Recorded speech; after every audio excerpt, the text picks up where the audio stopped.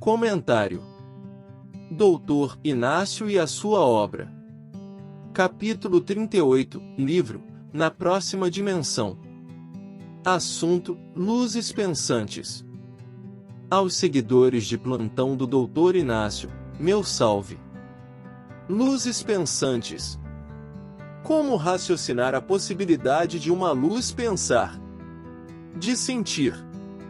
De ser movida apenas pelo corpo mental. O que seria ele, além, claro, de já sabermos que ele é a usina principal do espírito? E, para muitas dessas luzes pensantes, como vimos na matéria passada, elas ainda têm certos resquícios de matéria quintessenciada. Claro que existem diferença de uma luz que ilumina nossa casa à noite, de um espírito que não se encontra preso à forma conhecida humana. Creio que, para muitos é maluquice de Doutor Inácio, do médium e de mim reforçando essa loucura.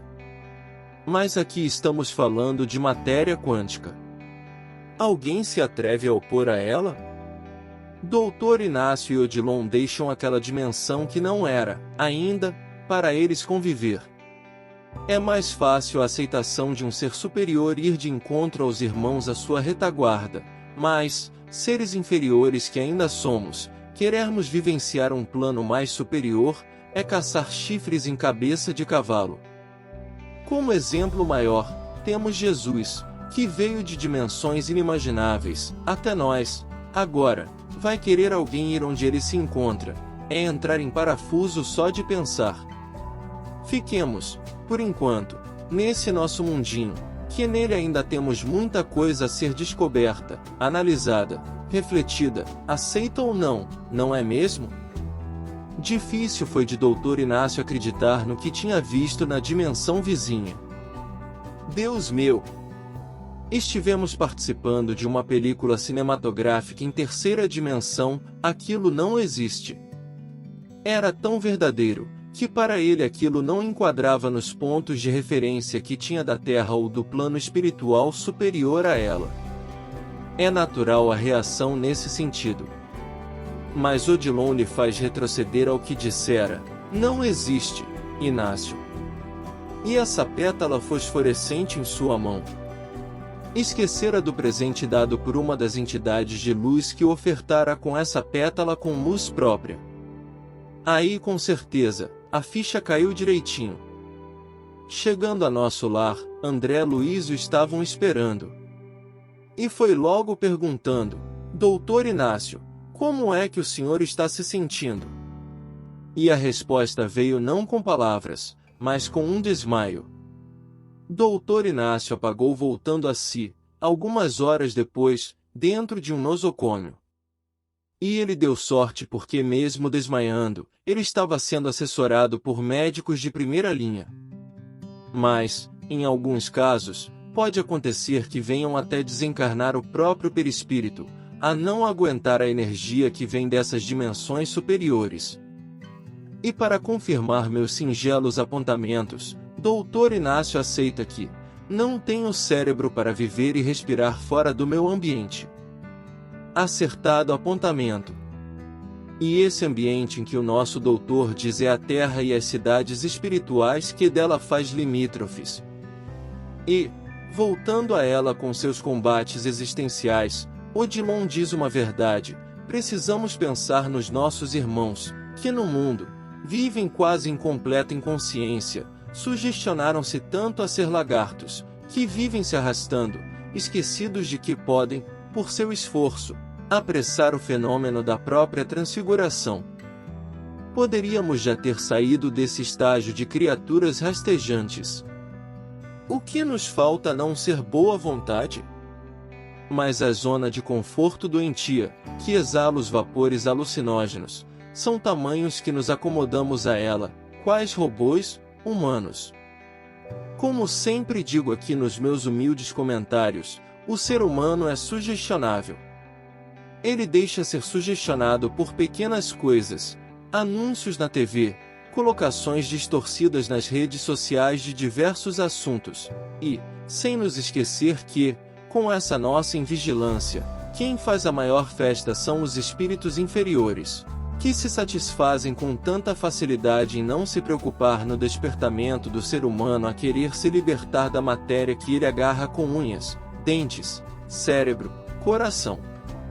A capacidade do ser humano de ser sugestionável é uma faca de dois gumes. Enquanto pode nos tornar mais suscetíveis à manipulação, também é a base para aprender e assimilar novas informações sem ficar presos a ideologias de terceiros. A publicidade e a propaganda capitalizam na sugestionabilidade humana, utilizando técnicas persuasivas para influenciar as decisões de compra e opiniões das pessoas. E como elas nos escravizam ao ponto de comprarmos determinada coisa, influenciados tão somente pelo magnetismo que elas exalam. É parecido com a hipnose, de como o ser humano pode ser sugestionado e, assim, preso a ela, mostra como a mente pode ser direcionada a responder a comandos ou sugestões de maneira profunda. Podemos até afirmar seguros que, na grande maioria da nossa passagem na Terra, nos transformamos quais robôs, ou bonecos, ou ainda mais, ventrílocos. A vulnerabilidade à sugestão pode levar a decisões precipitadas e ações impulsivas, já que as pessoas podem ser facilmente influenciadas por informações enganosas ou emocionais. O excesso de sugestionabilidade pode contribuir para a propagação de desinformação e teorias da conspiração, uma vez que as pessoas podem aceitar cegamente informações sem questionar sua veracidade. Seria aqui também o encaixe das lavagens cerebrais que vemos várias pessoas entregues à manipulação de indivíduos altamente sugestionáveis, por parte de grupos ou líderes mal intencionados, podendo resultar em seguidores fanáticos que adotam crenças extremas ou participam de atividades prejudiciais. Os fatos estão aí correndo às nossas vistas que não me deixarão mentir. A falta de pensamento crítico diante de pessoas de serem fácil sugestionáveis pode impedir o progresso científico e social, uma vez que as pessoas podem rejeitar evidências sólidas em favor de ideias não fundamentadas. É o que mais acontece em todos os agrupamentos humanos. A sociedade moderna está repleta de estímulos persuasivos, e a autossugestões com o teor negativo está levando ao consumismo excessivo, à medida que as pessoas são constantemente influenciadas a comprar produtos e serviços sem realmente precisar deles. A incapacidade de resistir a pressões externas de sugestão pode resultar em conformidade social prejudicial, onde as pessoas seguem padrões de comportamento, sem questionar se são antiéticos ou benéficos. Como disse acima, são quais robôs humanos. O ser humano excessivamente sugestionável pode ser vítima de relacionamentos abusivos, onde manipuladores se aproveitam da sua predisposição para exercer controle sobre ele. A falta de discernimento devido ao controle diante das sugestões enganosas pode prejudicar a autoexpressão e a autenticidade, pois as pessoas podem se moldar para se encaixarem nas expectativas dos outros em vez de seguir seus próprios valores e desejos. É o tal da Maria vai com as outras, ou aquela outra, cegos guiando outros cegos. Portanto, pessoal, vamos deixar de ser lagartos, impulsionando nossa razão de viver, não se arrastando pelo chão do mundo, mas sim, alçando voo a novos empreendimentos espirituais. Todo mundo é capaz.